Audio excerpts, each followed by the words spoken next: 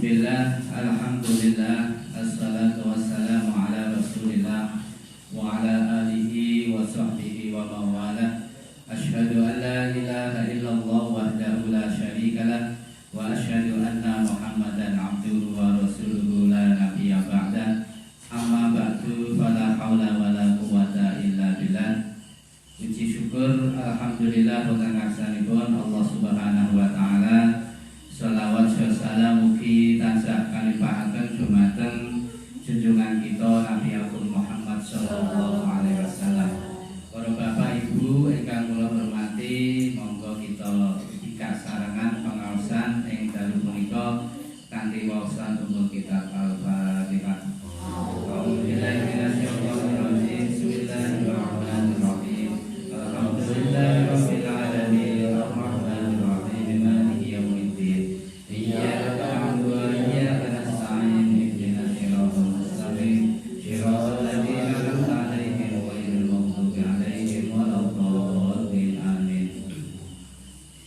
Bismillahirrahmanirrahim.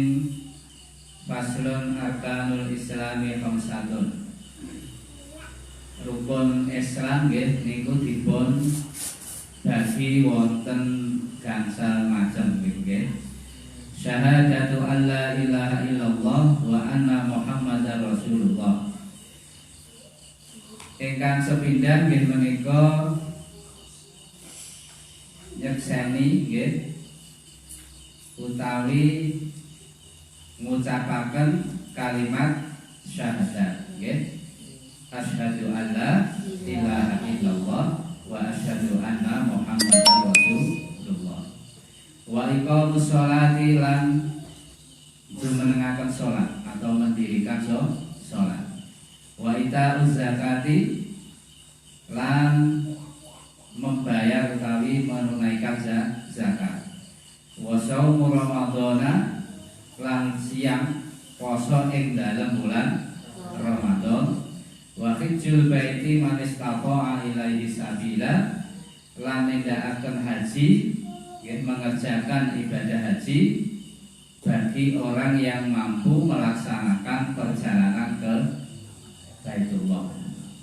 Pun pada malam hari ini nggih kula badhe menjelaskan nggih menika masalah rukun Islam nggih. Niki penting kula ulang malih ingkang tasih emot nggih supados tambah emot nggih, yang agak lupa supaya ingat nggih, ingkang lali nggih kersane kemutan malih. Jadi yang namanya rukun itu kan sesuatu yang harus kita kerjakan. Ketika sesuatu itu tidak kita kerjakan, maka berakibat menjadi rusaknya perbuatan yang kita laksanakan. Contoh kalau ibadah sholat, berarti yang dinamakan rukun sholat itu adalah sesuatu yang harus dikerjakan ketika bapak ibu semuanya mengerjakan sholat. Kalau ada satu yang ditinggalkan dengan sengaja, berarti sholatnya batal. Nah, rukun Islam itu ada 5. Jadi yang pertama itu adalah mengucapkan kalimat syahadat. Jadi siapapun jika sudah lesannya mengucapkan kalimat syahadat, asyhadu alla ilaha illallah wa asyhadu anna Muhammadar Rasulullah, maka orang tersebut sudah dinyatakan sebagai seorang muslim. Statusnya sudah menjadi orang muslim. Jadi kalimat syahadatain asyhadu alla ilaha illallah wa asyhadu anna Muhammadar Rasulullah, jika kita mengucapkan, siapapun yang mengucapkan 2 kalimat syahadat atau disebut syahadatain, berarti orang tersebut sudah menjadi seorang muslim. Statusnya Nah, syahadat ini dibagi menjadi 2 Ada syahadat tauhid, yaitu syahadat yang mengesahkan Allah. Jadi bunyinya asyhadu alla ilaha illallah, yang menyatakan bahwa kita mentauhidkan, mengesahkan Allah Subhanahu wa taala. Yang kedua adalah syahadat Rasul, yaitu wa asyhadu anna Muhammadar Rasulullah, yaitu persaksian kita bahwa Nabi Muhammad Shallallahu Alaihi Wasallam adalah utusan Allah. Lek digabung menjadi syahadatain, dua kalimat syahadat. Ngerti nggih? Kemudian yang kedua adalah mendirikan sholat. Jadi memakai kata mendirikan, tidak mengerjakan. Jadi mendirikan itu tidak sebatas mengerjakan. Kalau mengerjakan itu terkadang kita mengerjakan sholat. Terkadang ada orang itu jamaah sholat di masjid.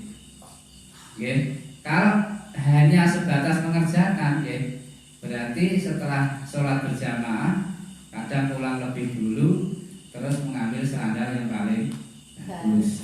Itu berarti baru sebatas mengerjakan sholat, belum mendirikan sholat, belum mempraktekkan nilai-nilai sholat yang dikerjakan. Padahal mestinya sholat itu kan inna sholata tanha anil fahsya wal munkar. Sebenarnya sholat itu mencegah dari perbuatan keji dan munkar. Berarti bukan sholatnya yang salah, orang yang mengerjakan sholat itu belum betul. Jadi nilai-nilai sholat belum dikerjakan di luar sholat. Kemudian yang ketiga membayar zakat. Zakat ini ada dua, ada zakat mal harta, ada zakat fitrah, zakat diri atau nafsi. Zakat diberikan kepada 8 golongan. Yang pertama fakir. Fakir itu kalau menurut penjelasannya, fakir itu orang yang hanya memiliki kurang dari separuh dari kebutuhan hidupnya. Jadi kalau misalnya ibu-ibu itu sehari itu butuh 20.000 untuk makan, itu punyanya uang tidak ada separuhnya, berarti tidak ada 10.000, jadinya fakir. Tapi nek desa itu kan malah tidak semuanya kan dihitung gitu. Beras wis duwe dhewe panenane mbok sithik napa kek gitu. Terus sayur ya pinggir rumah ditamburi dong telo ya kena dikit sayur kan tidak bisa dihitung gitu. Tapi yang jelas fakir itu orang tersebut kurang memiliki separuh dari kebutuhan hidup yang harus dikeluarkan dalam satu hari.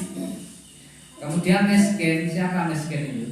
Orang yang kalau sehari itu punya separuh penghasilan dari yang dibutuhkan untuk hidup sehari. Jadi kalau misalkan butuhnya itu 20.000, hanya punya 10.000, itu namanya miskin.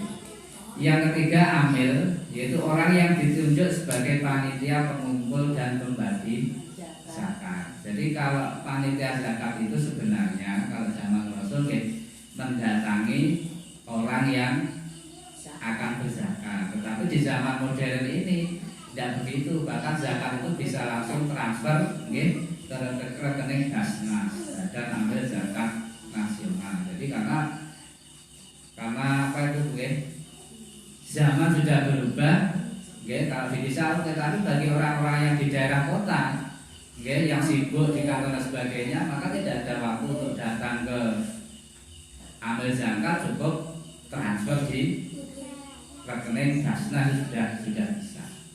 Yang keempat adalah mu'alaf. Mu'alaf itu orang yang baru masuk Islam, jadi masih lemah imannya. Nah, supaya menjadi kuat imannya, maka mereka ini berhak diberi zakat supaya imannya tambah kuat. Yang kelima riqab, budak atau hamba sahaya. Sekarang sudah tidak ada. Di zaman negara modern ini sistem perbudakan sudah tidak ada di dunia, karena menurut Piagam PBB sudah tidak diperbolehkan adanya perbudakan zaman dulu. Yang keenam gharim, orang yang terbelit banyak hutang walaupun dia orang kaya. Maksudnya nggak, orang kaya itu kalau hutang biasanya kan lebih banyak daripada orang miskin, mungkin. Jadi jaringan orang biasa paling hutang 1 juta. Tapi kalau orang kaya punya usaha banyak, hutangnya bisa ratusan juta, bisa miliaran juga. Sehingga umpama seandainya hutang yang tidak tersalur, asetnya itu saat ini dijual habis, kira-kira ya belum cukup untuk melunasi hutang. Walaupun kaya seperti itu statusnya, kalau banyak hutang ya boleh, okay? Jadi boleh diberi zakat. Okay? Yang ketujuh, mujahid fisabilillah. Mereka yaitu orang yang berjuang membela agama Allah, sukarela, bukan tentara reguler. Okay? Zaman Rasul, zaman Abu Bakar As-Siddiq, tentara itu masih sukarela tuh. Bukan kados saat ini kan kalau negara punya tentara reguler, memang TNI. Okay? Nah zaman Rasul, zaman Abu Bakar belum ada. Tapi ketika zaman Umar bin Khattab baru dibentuk tentara yang digaji dari Baitul Mal negara. Nah kalau tentara yang reguler dinas itu tidak berhak mendapat zakat. Yang berhak itu adalah tentara sukarela, yang tidak mendapat gaji dari negara. Yang kedelapan adalah Ibnu Sabil, orang yang sedang dalam perjalanan. Jadi kalau misalkan ada orang sedang melakukan perjalanan, kemudian lewat suatu tempat ada pembagian zakat, misalkan kemudian orang tersebut bekalnya habis, maka orang itu boleh diberi zakat. Kemudian yang keempat, berpuasa pada bulan Ramadan. Kemudian yang kelima, haji ke Baitullah bagi mereka yang mampu dan kondisinya aman. Ya, tahun ini pemerintah Arab Saudi ya tidak melaksanakan ibadah haji karena adanya corona, sehingga hanya warga Saudi, yes, kira-kira tahun ini hanya 1.000 orang yang diperbolehkan melaksanakan ibadah haji. Sehingga apa?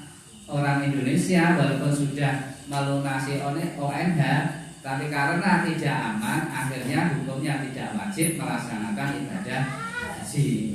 Okay. Kenapa? Karena mau melakukan perjalanan ke sana oleh pemerintah Arab Saudi tidak diperbolehkan dengan alasan keamanan, yaitu kesehatan. Gimana? Karena memang kondisinya seperti itu. Nah, 5 rukun Islam ini, yang pertama syahadat, insya Allah sudah semuanya. Terus yang kedua sholat, sholat monggolah yang wajib paling tidak itu puluhan kali sudah laksanakan, jangan sampai ada yang bolong. Kemudian zakat, insya Allah kalau zakat fitrah sudah semua, 1 tahun hanya 2,7 on yang terbaru, tidak ada 3 kilo 1 tahun. Niku lek jenengan dahar sekol niku setahun telah sekos pinten kilo. Kata nggih. Tapi untuk zakat fitrah hanya butuh 2,5 kilo dan 2,7 ton. Nah, terus biasanya ada pertanyaan, tapi pun Pak, ada orang sudah syahadat. Kalau syahadat kan berarti sambut muslim, ya Islam. Tapi sholatnya dereng kerso, utawi sholatnya sambut tapi dereng penuh pripun.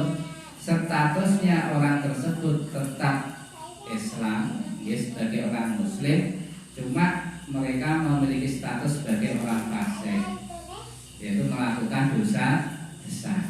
Tapi statusnya tetap muslim. Seandainya orang tersebut meninggal, dengan tetap berkewajiban memandikan, mensolati dan mengkafani, menguburkan. Biasanya sering tanya tetap. Ada juga bagaimana Pak kalau bulan puasa juga puasanya belum penuh, tetap statusnya sebagai seorang muslim tapi fasik, melakukan dosa, yaitu meninggal rukun Islam, karena rukun ya termasuk dosanya, dosa besar.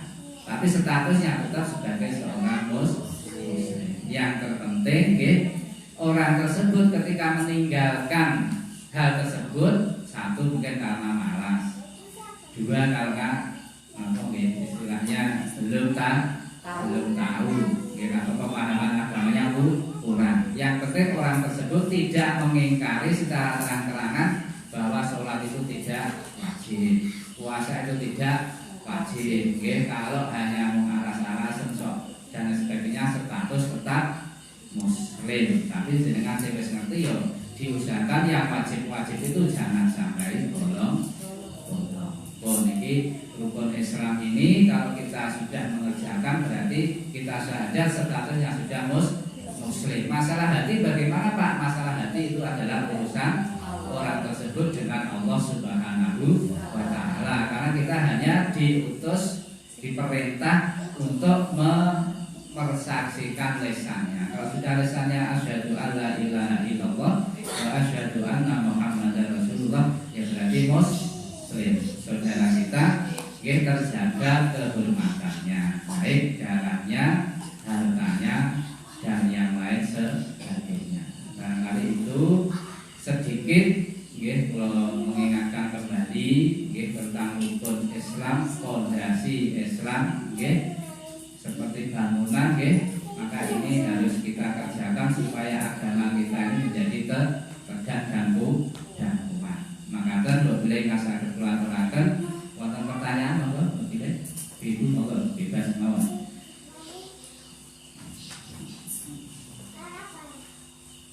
Monggo Bu. Masalah zakat fitrah Pak. Seumpami zakat fitrah niku gadah tapi mboten zakat niku pripun Pak? Kadang niku wonten to gek maksude mengke napa kalau zakat-zakat apa to ngoten lah Nah itu tadi. Terus zakat itu wajib bagi siapa? Jadi ulama menjelaskan bagi orang yang mempunyai pada hari itu sisa makanan pokok berarti beras Nah, tapi misalnya bukan gadah beras tapi duit pitik duit pedes kan sami mawon. Lah mau pitik didas, pitik setunggal itu pinten? 100. Pokoknya beras langsar 10 kilo. Berarti katuran gitu nggih. Jadi ora kena jenengan Pak Mas boten gadah beras, tapi pitike 50. Lah iki sami mawon lho pitike kan didol siji, ngoten nggih. Lah tetap hukumnya wajib, tapi kalau ada orang yang belum mau membayar zakat, statusnya dia tetap muslim tapi fasik melakukan dosa besar. Nah itu perlu diberi pemahaman bahwa zakat itu adalah wajib. Zakat fitrah dilaksanakan setahun sekali, yaitu pada malam hari raya Idul Fitri sampai sebelum pelaksanaan sholat Idul Fitri. Bahkan ada ulama yang menyatakan menurut madzhab Hanafi itu awal Ramadan sudah diperbolehkan. Tapi biasanya kita afdolnya itu dimulai pada waktu malam hari raya Idul Fitri. Jadi ketika maghrib puasa terakhir masuk 1 Syawal takbiran itu malam kita laksanakan zakat fitrah dan harus dibagikan sebelum pelaksanaan sholat Idul Fitri. Ngoten nggih. Itu nek monggo. Sampun? Pas nggih. Mobilnya sementara ngoten nggih ingkang saged kula aturaken. Monggo niki kita tingkataken malih nggih kualitas syahadat kita nggih, kualitas sholat kita nggih, kualitas puasa kita nggih, kualitas zakat kita nggih. Monggo donga mawon nggih, yang penting kita punya azam nggih, punya keinginan donga kepada Allah Subhanahu wa Ta'ala. Mudah-mudahan siapa tahu diberi rezeki bisa menunaikan ibadah haji. Yang penting itu kita punya azam, punya niat, terus kita berdoa. Masalah nanti kita diberi kesempatan atau tidak, kita serahkan pada Allah Subhanahu wa Ta'ala. Ngoten Bapak Ibu nggih. Makaten boleh kang saged kula aturaken ing dalem punika sekedhik